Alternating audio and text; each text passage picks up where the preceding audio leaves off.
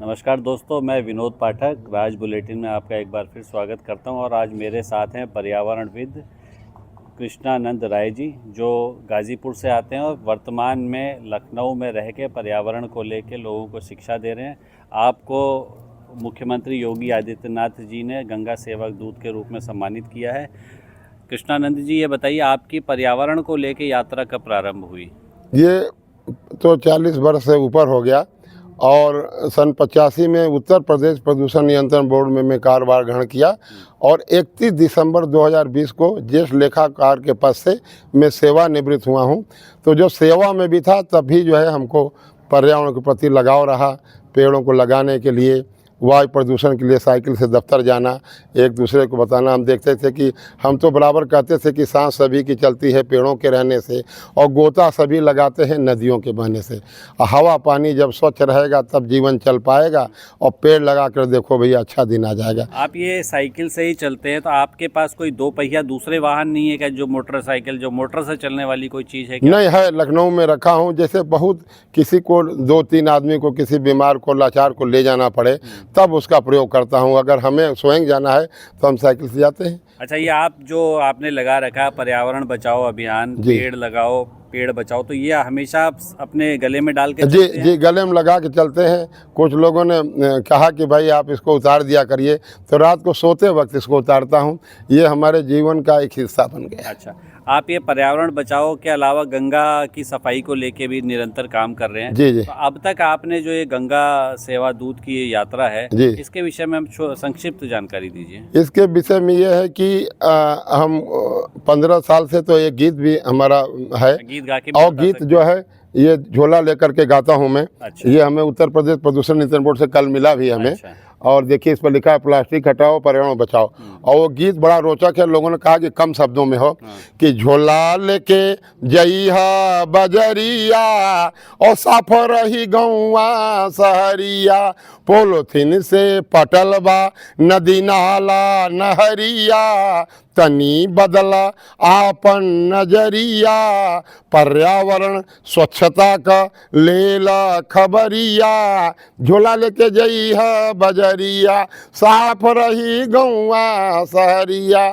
तो सबको बताता हूँ कि एक घर से निकलें तो एक कपड़े का झोला लेके निकलें ताकि नदियों में पॉलीथीन न जाए। गंगा मैया, गोमती मैया और गाय को, जो गौ माता को बचाना। और इस बार महाकुंभ में तो हम बहुत दिनों से सबको बता रहे हैं। इसमें देखिए थाली। अच्छा। और एक गिलास। एक गिलास इसलिए रखते हैं कि कहीं भी हमको चाय पीना हो, पानी पीना हो। अच्छा, तो आप इसी का इस्तेमाल करते हैं? हाँ, इसी का करते हैं। हम इस स्लोगन 2 लाइन का बोल देते हैं कि कपड़े के झोले में थाली गिलास रख कर प्रयागराज आना है और महाकुंभ को प्लास्टिक मुक्त बनाना है। ये सबको बता रहा हूँ दिखा करके। अच्छा, और ये अभी तक आपने जो 1985 से ये पर्यावरण को लेके, गंगा सफाई को लेके, प्लास्टिक को लेके जो अभियान छेड़ा है, जी जी, तो लोग इसको स्वीकार कर रहे हैं, प्रेरित होते हैं? ऐसे लोग हैं जो कुछ आपके इन्फ्लुएंस में आके, आपने जिन लोगों को थैला लेना शुरू कर दिया हो, तो ऐसे कितने लोग होंगे जिनको अभी तक आपने ये अब मैं गिन नहीं सकता। लखनऊ शहर में और गंगा मैया कृपा हो गई है। प्रयागराज में जब लोगों ने कहा कि नहीं अब थैला थाली बटेगा कुंभ में, हमारे पास बधाइयाँ आ रही हैं कि आप इतने दिन से गीत गाते थे और इस गीत को, बल्कि कई चैनलों में लोग पूछते थे कि अपना झोला वाला जरूर गीत सुना दीजिए। तो मैं इसको सुनाया करता था और मुझे भी प्रसन्नता हो रही है। जा रहा हूँ कई जगह तो झोला बटते देख रहा हूँ।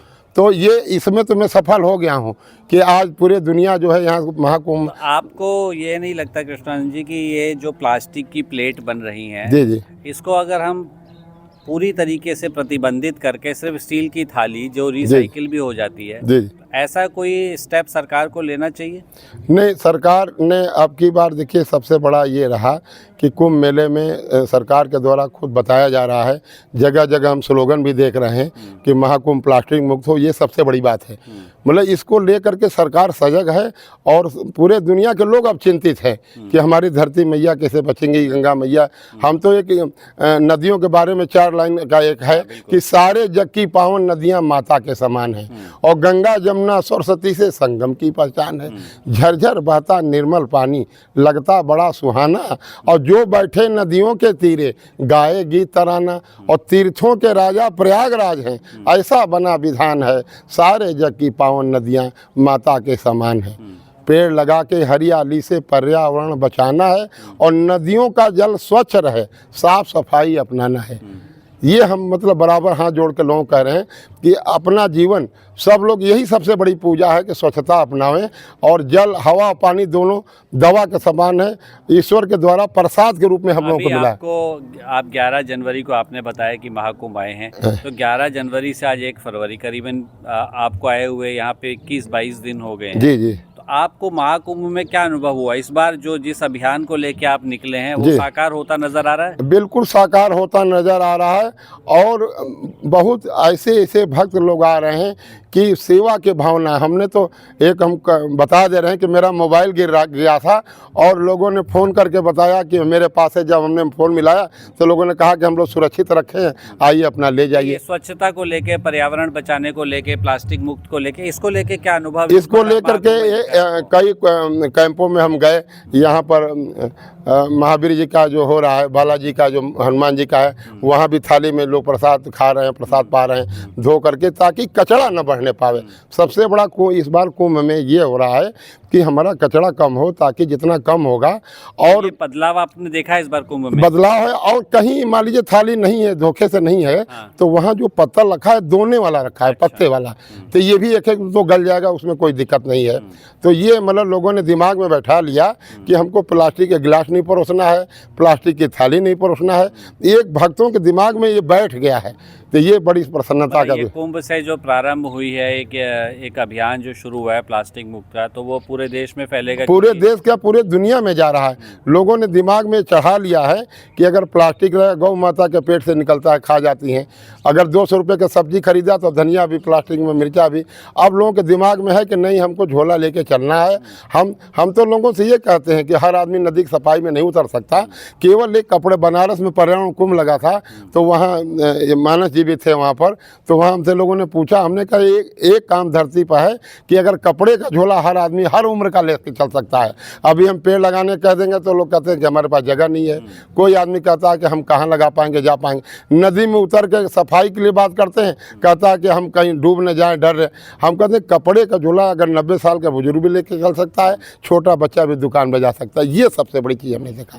चलिए, बहुत अच्छी जानकारी आपने दी, और यह आपका अभियान यूं ही निरंतर जारी रहे, और लोग कपड़े का थैला अपनाएं, प्लास्टिक से मुक्ति पाएं। और एक जो है निवेदन मैं कर रहा हूँ, थोड़ा सा मतलब एक निवेदन ये कर रहा हूँ कि 2018 में पूरे दुनिया की एक थीम थी। अच्छा। और उसको मैं भी लेके आया हूँ भारत सरकार के द्वारा, और ये हमें बैनर दिया गया। इसको पहनने में तो लगेगा, इसको ऐसे ही दिखा देता हूँ। अच्छा। ये देखिए, 2018 में बीट प्लास्टिक पोल्यूशन का था। हाँ। पूरे दुनिया का 5 जून को पर्यावरण दिवस मनाया जाता है। हाँ। तो बीट प्लास्टिक पोल्यूशन को लेकर के पहन के आप चलते हैं? हाँ, इसको भी पहन के चलते हैं सर।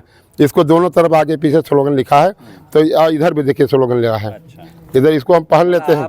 आपने जिस तरीके से क्रिकेटर आज के टाइम पे अपनी पूरी बॉडी में एक प्रचार सामग्री लगा लेते हैं, तो आप पर्यावरण को लेके एक प्रचार अभियान पे निकले हैं। जी जी। और निस्वार्थ होके निकले हैं ताकि पर्यावरण बचाया जा सके। जी। तो बहुत ही अच्छा अभियान है। और एक और रोकूंगा कि एक और है, 2019 में बीट एयर पोल्यूशन का था। अच्छा। मतलब उसको भी लेके आए, ये हमको सेंट्रल बोर्ड के द्वारा दिया गया है। इसमें देखिए लिखा है ये भी।